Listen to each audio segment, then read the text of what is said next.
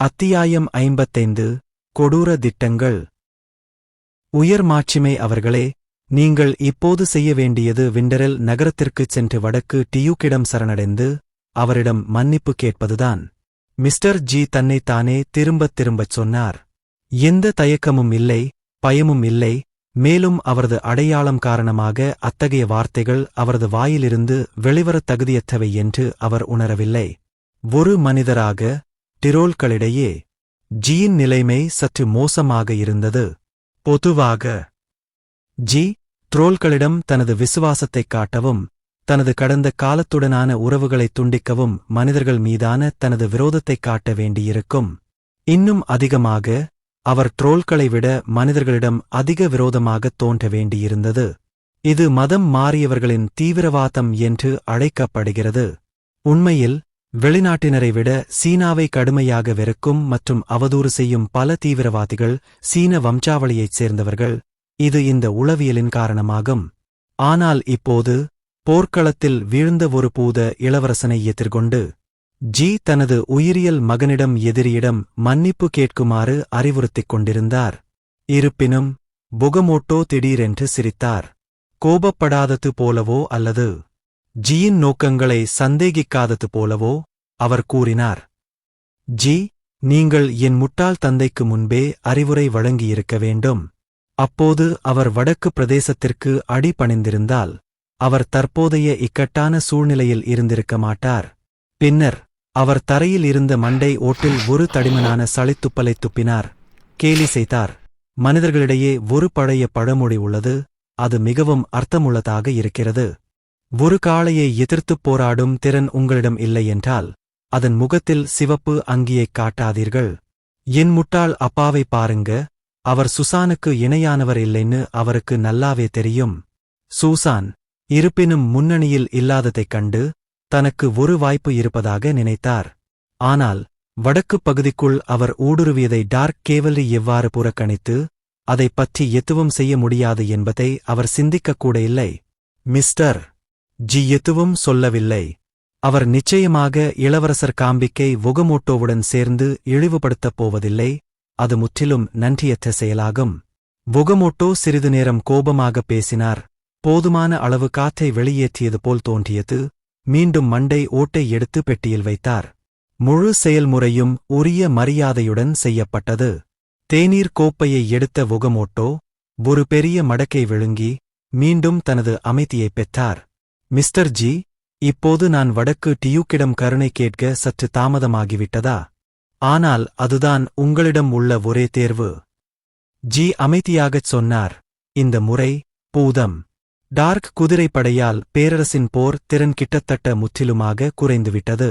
குறைந்தபட்சம் அடுத்த 10 ஆண்டுகளுக்கு வடக்கு பிரதேசத்தின் போர்க்களத்தை எதிர்க்க ஒரு கண்ணியமான இராணுவத்தை ஒன்று சேர்ப்பது பற்றி யோசிக்கக்கூட வேண்டாம். நான் வடக்கு டியூக்காக இருந்தால் அவ்வப்போது அந்த பகுதியைத் துடைக்க துருப்புக்களை அனுப்புவேன். நான் ராயல் நகரத்தை கைப்பற்ற முடியாமல் போனாலும் பூதப் பேரரசின் மீட்பு செயல்முறையை நான் சீர்குலைக்க வேண்டும். இதனால் அவர்கள் மீண்டும் ஒருபோதும் வடக்குப் பகுதிக்கு அச்சுறுத்தலாக இருக்கக்கூடாது. எனவே நீங்கள் குணமடைய ஒரு வாய்ப்பு வேண்டுமென்றால் நீங்கள் வடக்கு பிரதேசத்திடம் அமைதிக்காக மன்றாட வேண்டும். புகமோட்டோவின் விரல்கள் மரப்பெட்டியை மெதுவாகத் தட்டின. ஒரு சத்தம் எழுப்பியது. சிறிது நேரம் கழித்து அவர் மீண்டும் பேசினார். அப்படியானால் வடக்கு பிரபு என்னுடன் பேச்சுவார்த்தை நடத்த ஒப்புக்கொள்வாரா? ஜி தலையசைத்தார். வடக்கு டியூக் உங்களை அச்சுறுத்தலாக நினைக்கும் அளவுக்கு நீங்கள் தாழ்வாக போஸ் கொடுத்தால் அவருடைய கவனம் இயல்பாகவே வேறு இடத்திற்குத் திரும்பும். யோசித்துப் பாருங்கள், ட்ரோல்களின் அச்சுறுத்தல் நீக்கப்பட்டால் என்னவாக இருக்கும்? வடக்கு டியூக்கின் மிகப்பெரிய அச்சுறுத்தலா? வுகமோட்டோவின் கண்கள் பிரகாசித்தன. இருண்ட குதிரைப்படை. சரியாக. ஜி தலையசைத்தார். அந்த 2 சகோதரர்களின் நடிப்பால் நாங்கள் ஒருமுறை ஏமாற்றப்பட்டாலும் சுசானுக்கு டியூக் செயின்ட்ஹில்ட்டிற்கும் இடையே எந்த விரோதமும் இல்லை என்று நான் நம்பவில்லை.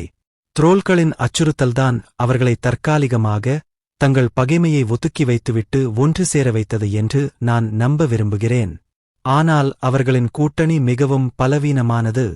குறிப்பாக இப்போது சுசான் வெற்றியுடன் வடக்கு பிரதேசத்திற்குத் திரும்பியதால் டியூக் செயின்ட்ஹில்ட் தனது நல்ல சகோதரனுக்கு எவ்வாறு வெகுமதி அளிக்க வேண்டும்? இருளின் பயங்கர தாக்குதல் சக்தியுடன் அவனால் எப்படி நிம்மதியாக தூங்க முடியும்? அவன் வீட்டு வாசலில் குதிரைப்படையா? ஜியின் வார்த்தைகளைக் கேட்ட பிறகு புகமோட்டோ உற்சாகமாக பெரிய மண்டபத்தில் முன்னும் பின்னுமாக நடந்தார். எல்லையற்ற இருளில் இருப்பது போல அவன் இறுதியாக ஒரு ஒளிக்கதிரை பிடித்தான். எனவே எங்கள் அடுத்த முக்கிய நடவடிக்கை வடக்கு டியூக்கிற்கும் சூசானுக்கு இடையிலான மோதலை தூண்டுவதாகும். சரி, ஆனால் 2 சகோதரர்களுக்கு இடையிலான மோதல் மட்டுமல்ல, திரு. ஜியின் கண்கள் ஒரு கொடிய ஒளியால் மின்னின. புகமோட்டோ திடுக்கிட்டுப் போய், நீங்க என்ன சொல்றீங்க? என்று கேட்டார். எனக்கு தெரிந்தவரை செயின்ட் ஹில்ட் குடும்பத்தின் கோல்டன் லயன் லெஜியன் இன்னும் ஐஸ்ராக் நகரத்திற்கு வெளியே கூடியிருக்கிறது. வடக்குப் பகுதியில் உள்ள பல்வேறு பிரபுக்களின் படைகள் இன்னும் ஐஸ்ராக் நகரத்தில் நிலை கொண்டிருந்தாலும் இரு தரப்பினரும் ஒரு இரகசிய மோதலில் உள்ளனர். இந்தச் செய்தி பற்றி புகமோட்டோவுக்குத் தெரியாது. தெளிவாக, திரு. ஜிக்கு வடக்குப் பகுதியில் தனக்கென ஆதாரங்கள் இருந்தன. புகமோட்டோ இதை அறிந்திருந்தார். நிச்சயமாக வடக்குப் பகுதியில் தனக்கு தகவல் கொடுப்பவர் யார் என்று திரு. ஜியிடம் அவர் கட்டாயப்படுத்த மாட்டார். உண்மையில் அவருக்கு இன்னும் திரு. ஜியின் உண்மையான அடையாளம் கூட தெரியவில்லை. இருப்பினும் திரு. ஜி ஏற்கனவே த்ரோல்களின் பேரரசர் மற்றும் முன்னாள் தெற்கு இளவரசர் இருவராலும் அங்கீகரிக்கப்பட்டிருந்தார். அவர் த்ரோல்களுக்கு விசுவாசமாக இல்லாமல் இருக்கலாம், ஆனால் வடக்குப் பகுதி மீதான அவரது விரோதத்தை போலியாகக் கூற முடியாது. அதனால் புகமோட்டோ திரு. ஜியை நம்பத் தேர்ந்தெடுத்தார். இந்தச் செய்தியைக் கேட்டதும் அவர் திடீரென தலையை உயர்த்தி திரு. ஜியை நோக்கி ஒரு தீப்பொறிப் பார்வையைக் காட்டினார். டியூக் செயின்ட் ஹில்டேவுக்கும் அவரது துணை பிரபுக்களுக்கும் இடையிலான மோதல் இந்த அளவுக்கு எட்டியிருக்கிறது என்று நீங்கள் கூறுகிறீர்களா? தற்போது அப்படித்தான் தெரிகிறது. டியூக்கின் அன்பு மகன் வடக்கு பிரதேசத்தின் 2 லட்சம் வீரர்களை இழந்துவிட்டான். இவ்வளவு பயங்கரமான தோல்வி நிச்சயமாக பிரபுக்களிடமிருந்து ஒரு பின்னடைவைத் தூண்டும். மேலும் டியூக்கின் முன்னால் இருண்ட குதிரைப்படை அவரது வெறுப்பை ஈர்க்கிறது. மேலும் சுசானுக்கும் செயின்ட் ஹில்டே குடும்பத்தைச் சேர்ந்தவர் என்பதை மறந்துவிடாதீர்கள். வடக்குப் பகுதியில் அதிகார மாற்றத்தை இந்த பிரபுக்கள் ஏற்றுக்கொள்வது சாத்தியமில்லை. அஜய்னால் 2 லட்சம் வடக்கு பிரதேச வீரர்களை இழந்ததைப் பற்றி திரு. ஜி குறிப்பிட்டதைக் கேட்டதும் புகமோட்டோ தனது இதயத்தில் ஒரு வேதனையை உணர்ந்தார். அவரது பார்வை விருப்பமின்றி சத்துரப் பெட்டியை நோக்கிச் சென்றது. தெளிவாக புகமோட்டோ இதைப் பற்றி நேரடியாகப் புரிந்து கொண்டார். எனவே வடக்குப் பகுதி குழப்பத்தில் விழப்போகிறது. ஆம் திரு. ஜி மிகவும் நம்பிக்கையுடன் கூறினார். வடக்கு பிரதேசம் தற்போது அதன் எல்லை வரை நீட்டிய வில்லின் நான் போன்றது. வெளிப்புற அச்சுறுத்தல் நீக்கப்பட்டவுடன் உள் மோதல்கள் உடனடியாக வெடிக்கும். நல்லது என்று கூறி பெட்டியில் விரிசல்களை ஏற்படுத்தியபடி புகமோட்டோ தனது முஷ்டியை ஓங்கி அறைந்தார். முடிசூட்டு விழாவுக்குப் பிறகு வடக்குப் பகுதிக்குச் செல்ல நான் பேரரசரிடம் அனுமதி கேட்பேன். உங்கள் மாட்சிமை ஜானமானது. புகமோட்டோ மரப்பெட்டியின் விரிசல்களைத் தொட்டு திடீரென்று ஏதோ நினைவுக்கு வந்து திரும்பி, வடக்கு டியூக்கிற்கு திடீரென்று ஒரு புதிய தத்தெடுக்கப்பட்ட மகள் பிறந்திருப்பதைக் கேள்விப்பட்டேன் என்று கேட்டார்.